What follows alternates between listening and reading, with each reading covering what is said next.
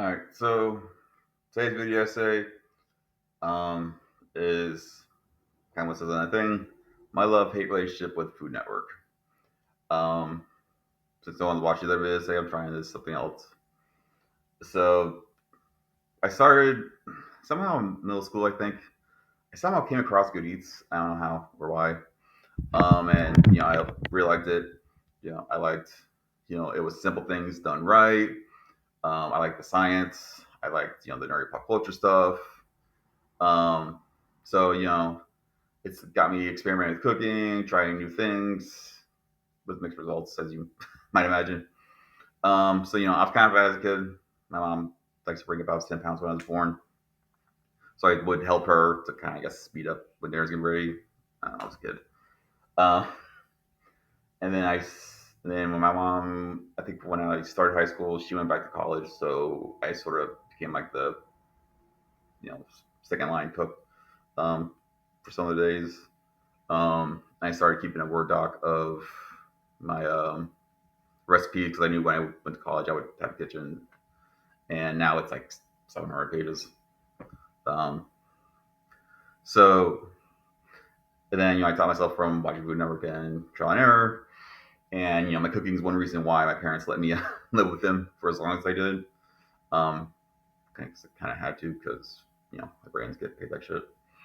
It exposed me to new foods, new ideas to try, again, varying results. It's also really good for just like background TV. Like my house is, we usually have the TV on just kind of for noise. Um, as much as I like it though, it really pisses me off. Um, and this is both sides of the story. So as usual, today's sponsor is me. Links in the description for my shops, Garden Master Store and Etsy, Garden Master Mercari, and Colts 3D. For 3D prints, 3D designs, and various products such as my raindrop necklace here, made from the recycled plastic from the 3D prints. So check that out. Um, so the thumbnail, if I did it right, I haven't actually taken a picture yet. It's sort of my fake Food Network headshot, like pose, that you would see on the cover of the magazine or whatever. Just kind of poke fun. So I'm not a fan of like the normal cooking shows where you're just watching them and they're teaching you. Like I find it, first of all, I think it's kind of corny. Also, I find it kind of creepy. Like I'm in this person's house while they're cooking and they're talking about their dead grandma, and no, it doesn't sit right with me. That's I guess one reason why I like Good Eats because there were storylines. That's what you can have at a cooking show. So I pretty much only watch the competition shows. I like them because like there's the variety, the style, and there's the artificial reality show kind of drama that you would expect for this kind of thing. If I can, I'll skip the bios because, well, A, I don't care, and B, it's it doesn't influence your cooking. So, and there's a lot of like social media type bragging. I don't know if it's network or chefs in general, but a lot of them tend to just seem to be braggarts. Um, but at least Food Network will, you know, do the right thing sometimes. Like when they expunged Mario Vitale when he was like stealing tips, and I think he was a creep. So there's some good of that, even though they keep on people who are just kind of jerks. At least most of the time, though, like especially like on Chopped, there's one person who's the a-hole. Most of the time, they lose. Um, Plus, the chefs normally help each other out. Cutthroat Kitchen was a little different. I liked it because all around, but that would definitely encourage people to be jerks.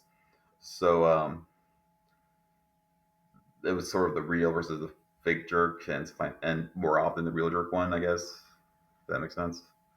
Um, One thing I've heard on pretty much every show is we eat with our eyes first. I hate that so much.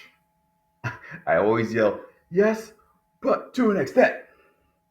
I've seen so many times where chefs, even the world renowned ones, even the ones who criticize people for doing this, they're like, this needs some color. How about this red sauce for getting that, sriracha napalm, or just throw a bunch of greens on there.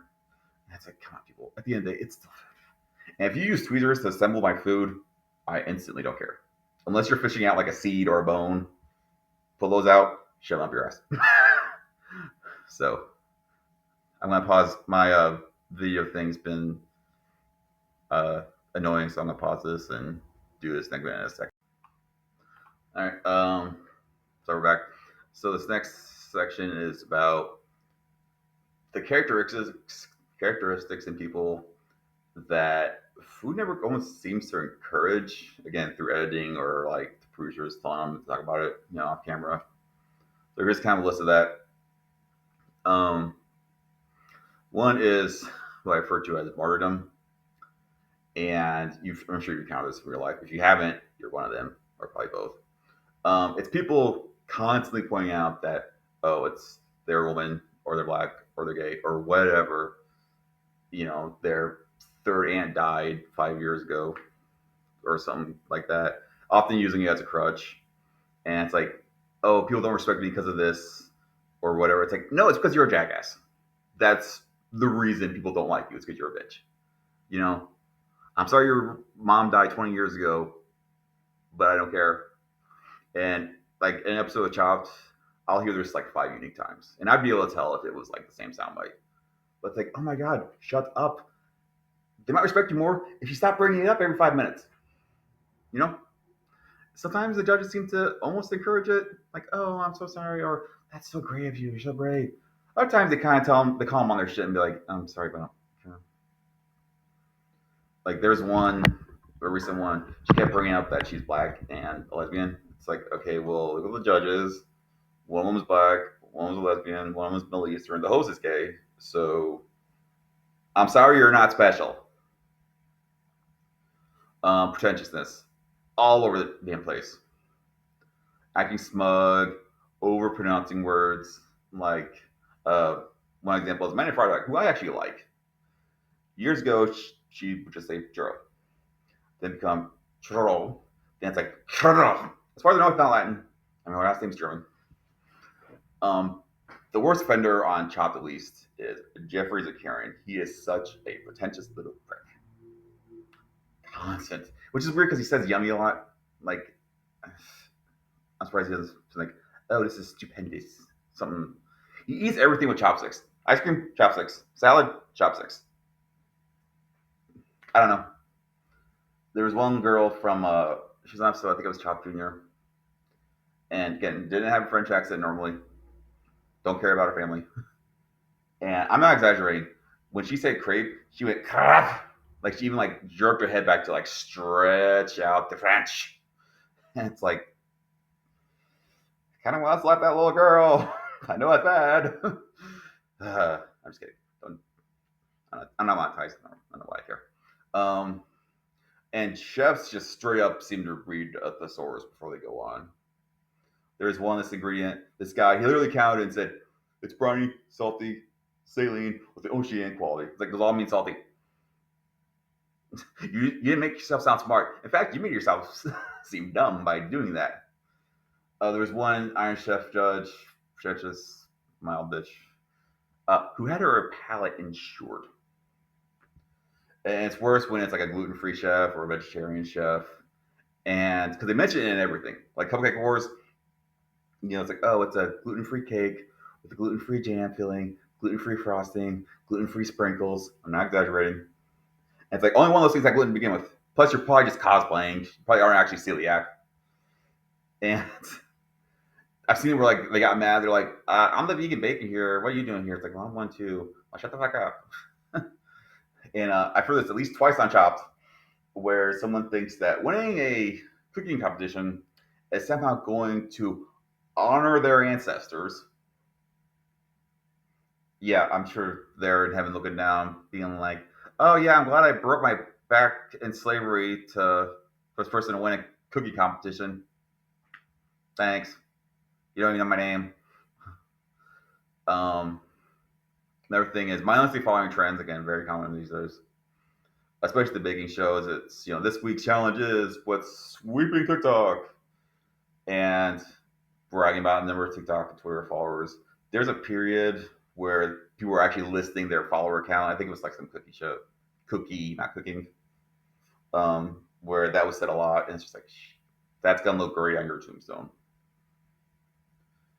Um, and they've had to backpedal, which credits to them when they actually do it instead of just like sweeping it under the rug. Like once on Chopped, they had charcoal martinis as one of the secret ingredients. Then at the bottom they said, "We've actually discovered these are bad for you. Sorry." Or like a year or two ago, when a study came out and said, like, "Oh, those black plastic utensils in your kitchen, they're trying to kill you."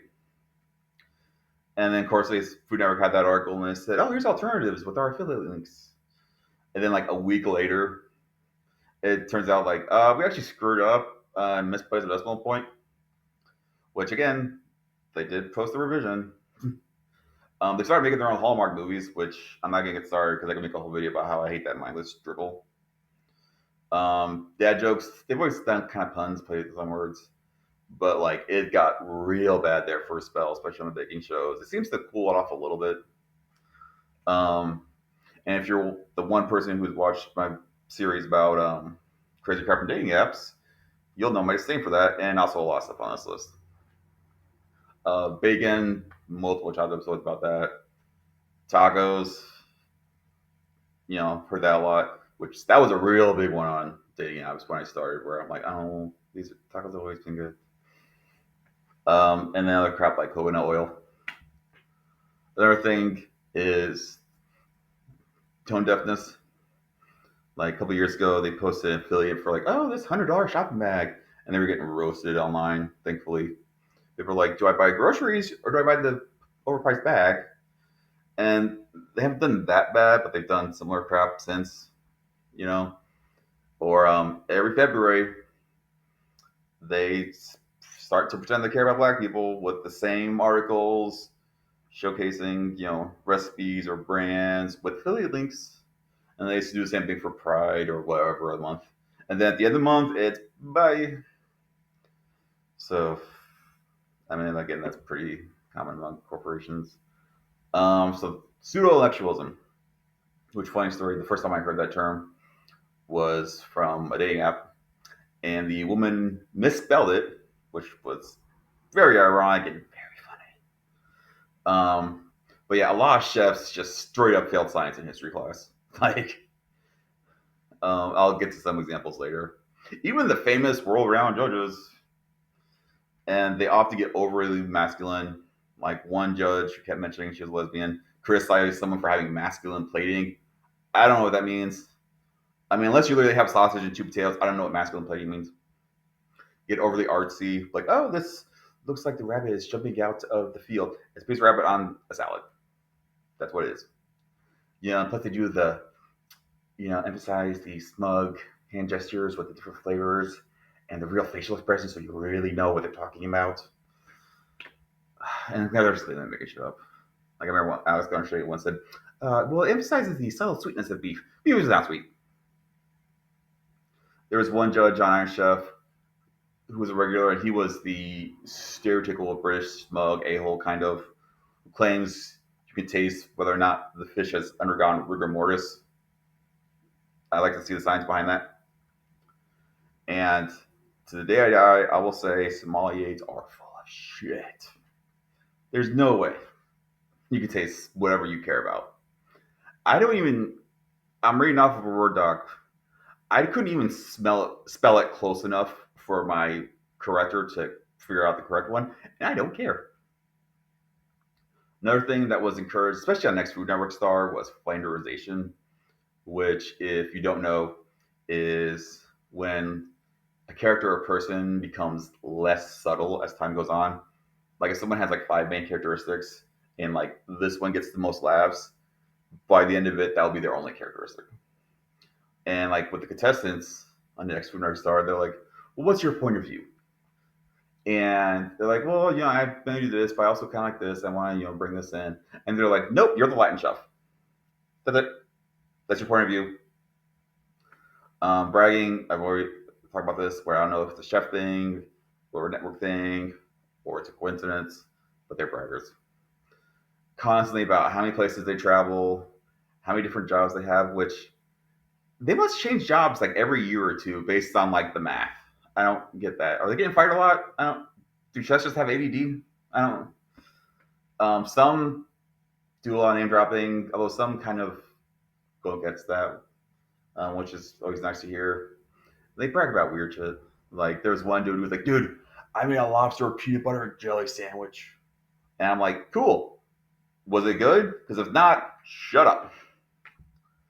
I gotta take a break in for my editor. All right, back in.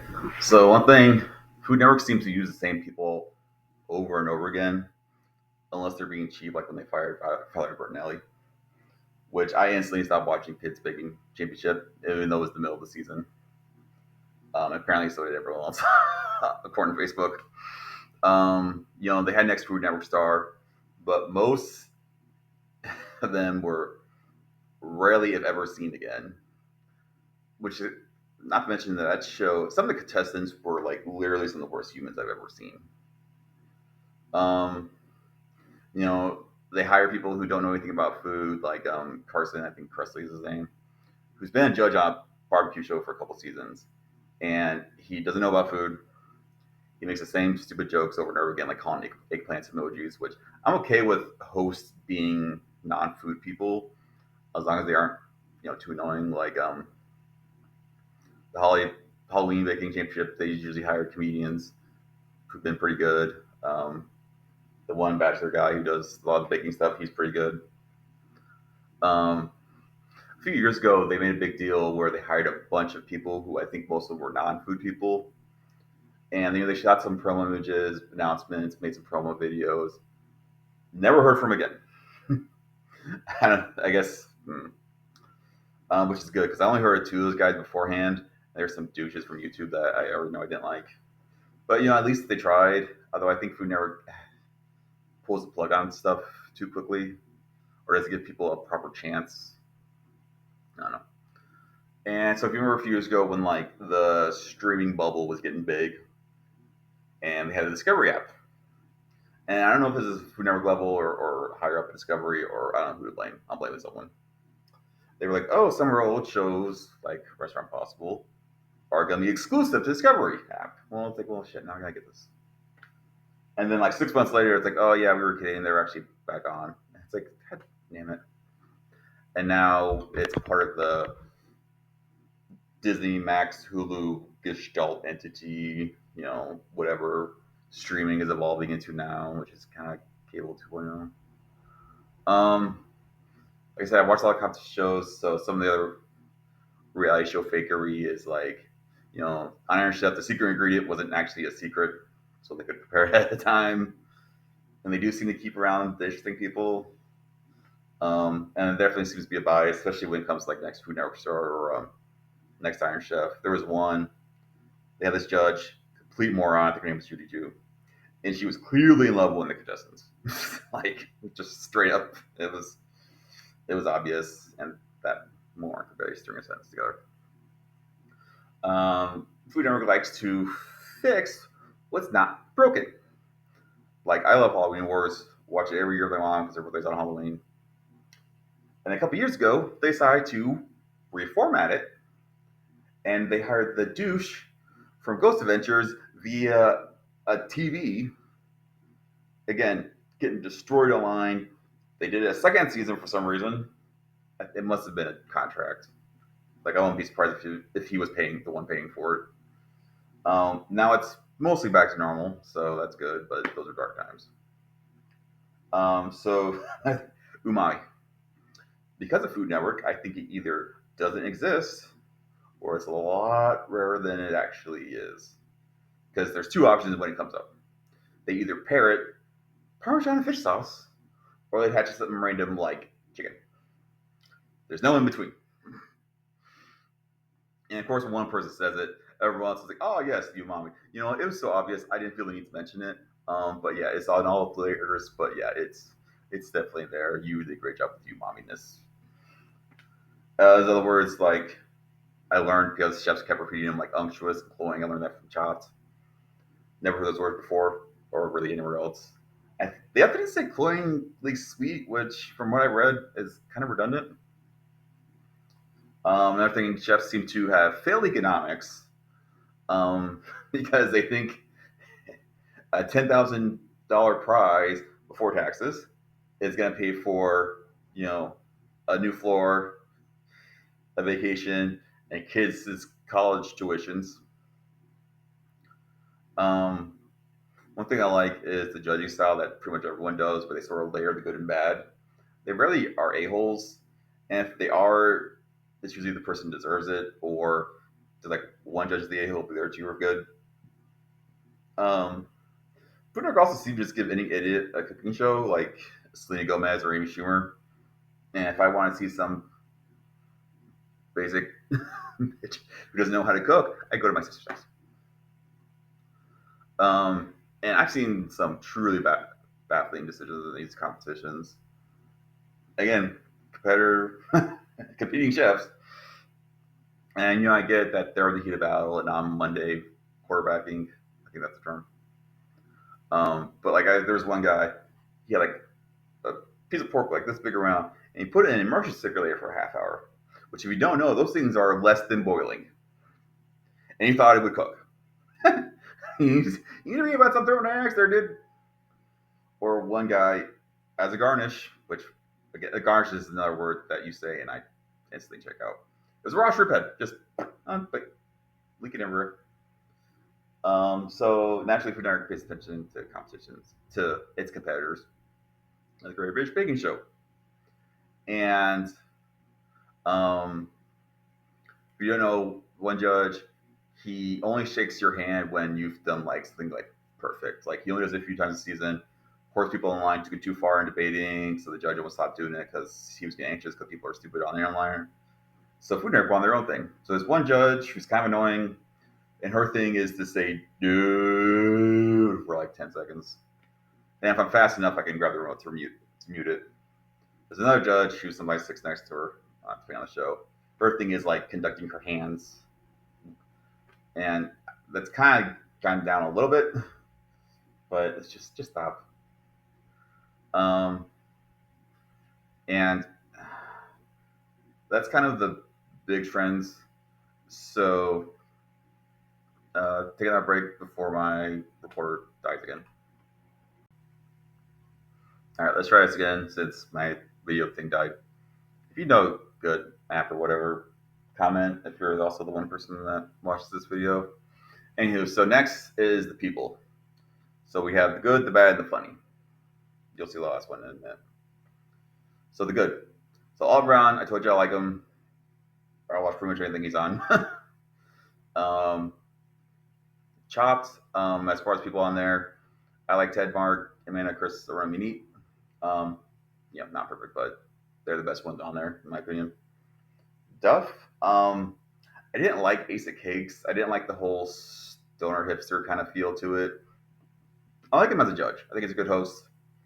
Um, One thing that's always kind of I thought was weird was he talks about being Jewish, which I don't care about.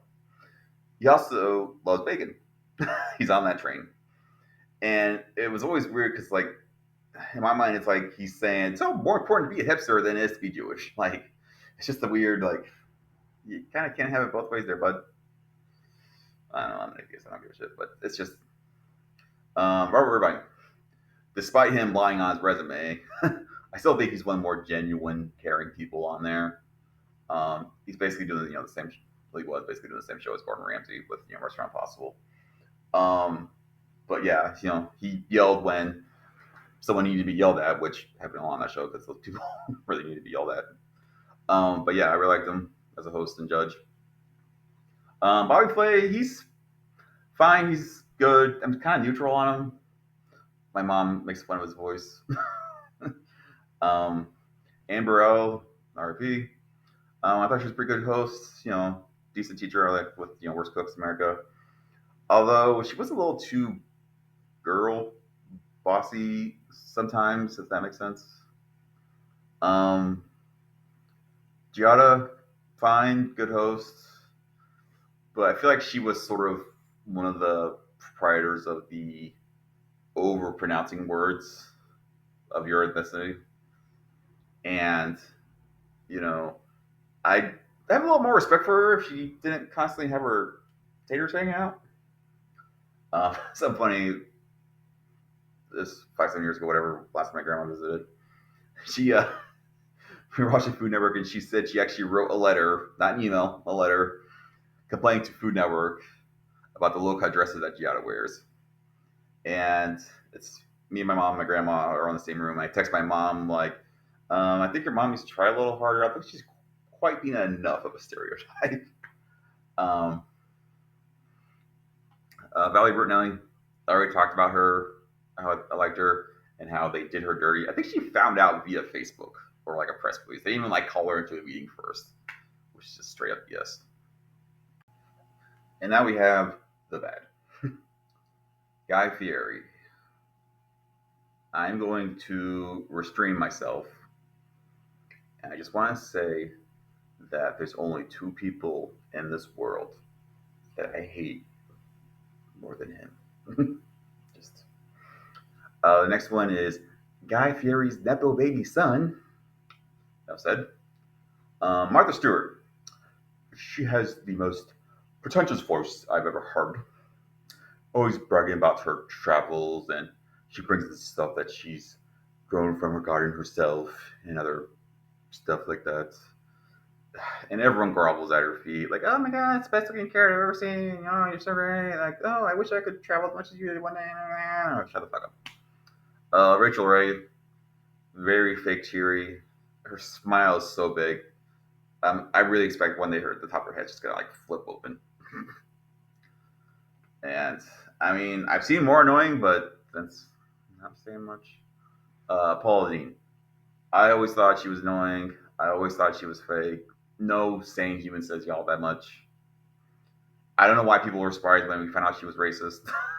Like, I just kind of assumed that. I mean, and she promoted fat food, and then she had diabetes for years, and she only came out with that latter fact after she had a deal by diabetes treatment. Wow. I mean, cut off my leg, give me a coupon to your prosthetics company. That's basically what she did. It's just. Alice Garnier, she's not terrible, but she's definitely too chefy, and she's kind of a bitch. And I don't know if I should say this, but I first saw her when she was judging Chopped, so I only saw her from this part up. And then the first time I saw her like out from behind the table, I was like, oh, there's the rest of you. Okay, I'm not monetized. No one watches these. Molly Ye, she's got Rachel Ray level fake cherries. I don't, and I don't know if she's got her start on YouTube, but she's a glorified YouTuber. Like, she's constantly talking about trends. She's doing the over exaggerated facial expressions of, oh, I'm so obsessed with this. I found out about 2 days ago, but it's all over my feed and I love it so much. Yeah. I don't know what they were thinking when they hired her for those 2 seasons of Spring Bacon Championships. I mean, those sprinkles. And like, something that's annoying me, and I don't want to go as far as to say this is cultural appropriation, but she's not from the Midwest, but that's what her brand is. Her husband's from the Midwest, although I guess his name is too boring and not catchy enough, so she didn't take his last name. Like, it's just another sort of dichotomy of like, I love you this much, but not that much. And I just want to punch her in the face every time I see her on TV. I made it through 2 episodes of that season, a Spring Breaking Championship, and that was with mute. Jeffrey Zakarian, I already told you how much I hate him. I really just want to like ram those chopsticks up his nostrils. Scott Conant, he is such the Italian chef cliche. Like, first of all, Italian chefs just act like food was literally invented in Italy, and then they each seems to think that they're the definitive Italian chef expert, Scott included. And he's also an idiot. He's the inspiration behind some of the talking about people failed science and history. Like, he said someone broke spaghetti in half, and he was visibly angry. And he said that the Romans invented the fork based on the length of pasta when you twirl it, which is not true in any dimension, especially this one. He also thinks microwaves cook from the inside out, which Mythbusters disproved. and you can test in 1 minute. I got more examples. That's just the main ones that came to my mind. Those two might have been from the same episode. He's also a hypocrite. Talks about rules of like seafood and dairy, but then he'll turn around and break them, or seafood and cheese, whatever. I don't know. And his hair's just gotten bigger. I think he's. I think Tyler Florence. He was good in my book. Like I thought he was a decent host. I really only saw him on the food truck race. That was until he was on that Special Forces show, which, if you don't know, celebrities compete to go through like Special Forces training, see if they can survive. It's basically like a kind of boot camp.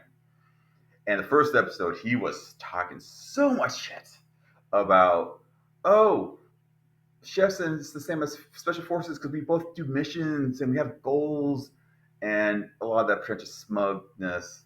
But then they were doing something where they had to be high up, and he quit. He said it was his wife's birthday, and he promised her that he wouldn't get hurt. Just admit that you're scared, dude. I would have had more respect for you. Just, I can't watch him now.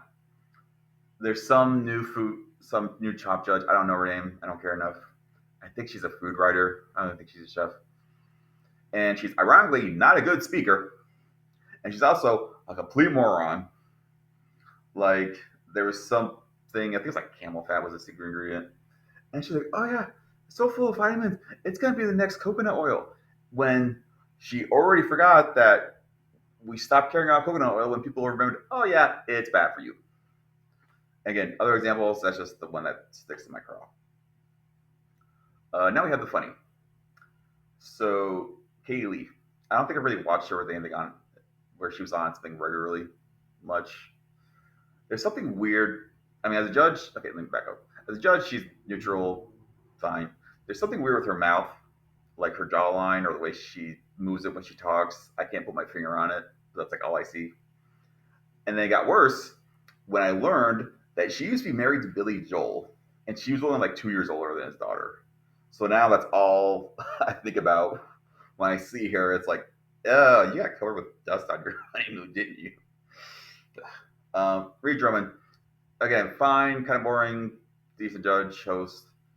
There's something weird with her cheeks, like her dimples aren't aligned, or they're too big, or maybe I have a mouth thing.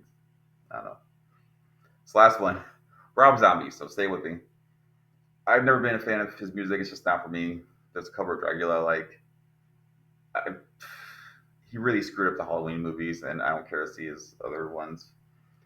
But whatever respect I had for him, I lost it all when he was a judge on Cupcake Wars, because that's the first thing. And then I found out that he's, quote, a hardcore vegan. Rob Zombie, who made movies like House of a Thousand Corpses, The Devil's Rejects, is afraid of an egg, which I found out about when he was hosting Cupcake Wars. Ah, like, wow. I mean, it's kind of like Sylvester Stallone being anti-gun. Like, anyway, that was my last video essay. My love for leadership with Food Network. Hopefully, someone watches this one. See what the next time the other topic I care about talking about.